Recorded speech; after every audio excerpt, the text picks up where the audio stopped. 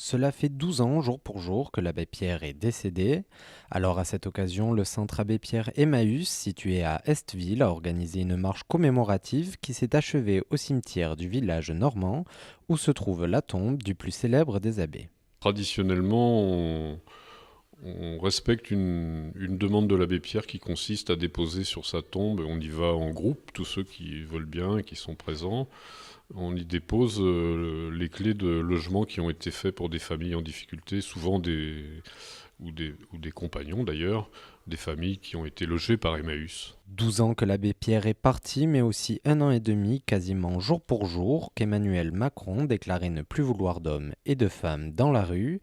Alors, la promesse est-elle tenue? À cette sortie d'Emmanuel Macron, bon, au mieux ça relève de l'ignorance, au pire c'est un peu de l'inconséquence. On se rappellera tous, on peut le rappeler ici, ce slogan de Lionel Jospin avec zéro SDF, quoi.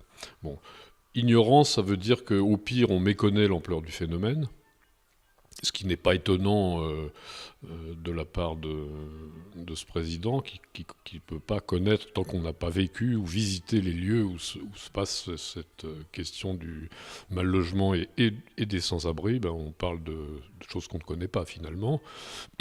Et donc l'ampleur du phénomène et les moyens qu'il faut pour pouvoir apporter des solutions.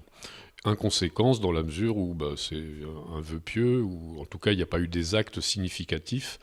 Même s'il y a eu des choses de fait, il n'y a pas eu des actes significatifs pour qu'on avance vers un objectif comme celui-ci. La fondation, en cumulant tout, elle arrive à 9 millions de personnes, 8 à 9 millions de personnes.